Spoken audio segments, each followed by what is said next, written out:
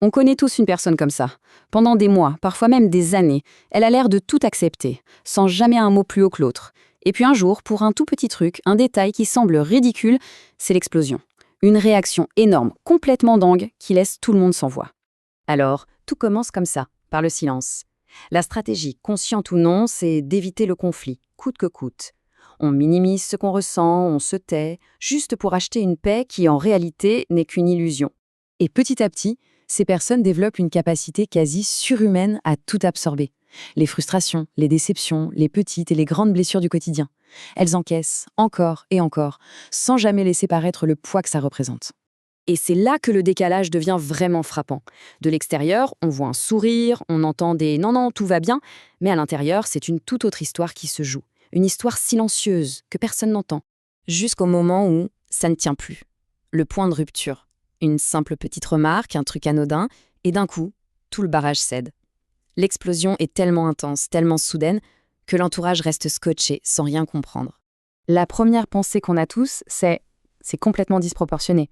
On se dit tout ça, pour ça, mais la vérité, c'est que l'explosion, ce n'est jamais la dernière goutte qui la provoque. Non, c'est l'addition de tout ce qui n'a jamais été dit avant.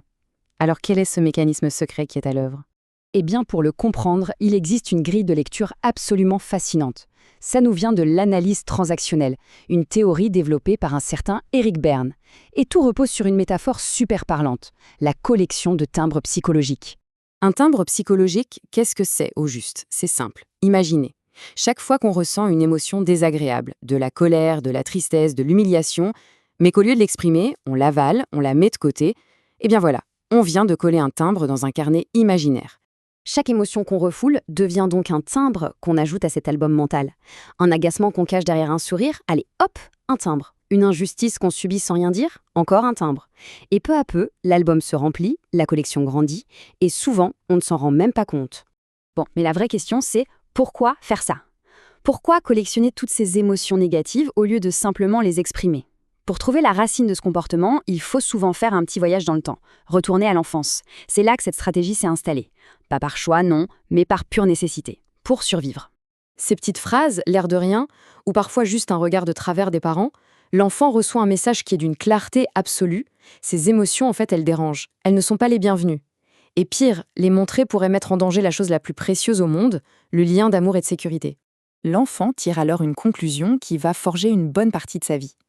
Pour garder l'amour, pour garder l'approbation, bref, pour être en sécurité, la meilleure chose à faire, c'est de se taire. Il apprend donc à contenir, à réprimer, à se couper de ce qu'il ressent.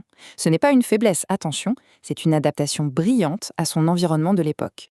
Le problème, c'est que cette stratégie de survie finit par se graver en nous. Ça devient ce qu'on appelle un scénario de vie. C'est comme un programme informatique qui tourne en arrière-plan, un ensemble de règles inconscientes qui continuent de piloter nos réactions à l'âge adulte, bien longtemps après que le danger de l'enfance a disparu. Seulement voilà, une émotion qu'on n'exprime pas, elle ne disparaît pas comme par magie. Jamais. Elle reste stockée à l'intérieur. Et à l'âge adulte, la facture de tout ce silence accumulé, eh bien, elle est souvent très très lourde, autant pour la personne elle-même que pour ses relations. Et les conséquences, elles s'enchaînent de manière quasi mathématique. Ça commence par ces explosions soudaines. Puis, entre les crises, un ressentiment silencieux s'installe, une espèce d'amertume qui ronge de l'intérieur. Les relations deviennent fausses, parce que personne ne sait jamais ce qui blesse vraiment.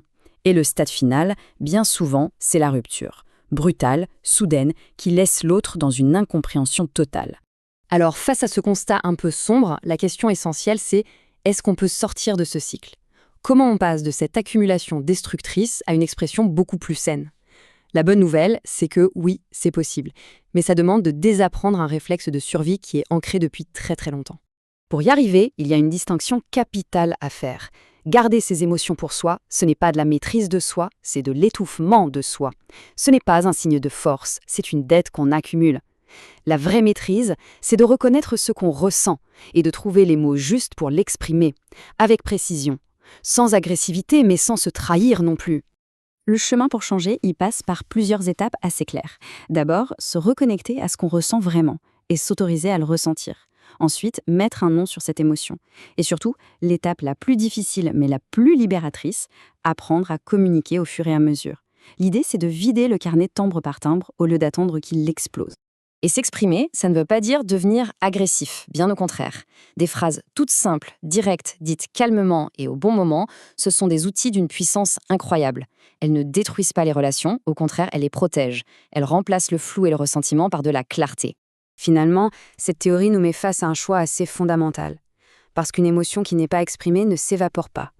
Elle s'accumule, elle fermente, et elle finit toujours, d'une manière ou d'une autre, par ressortir. Le véritable choix, ce n'est donc pas entre parler ou se taire. C'est entre exprimer les choses avec justesse, au bon moment, ou attendre que le silence se transforme en une déflagration qui fera infiniment plus de dégâts.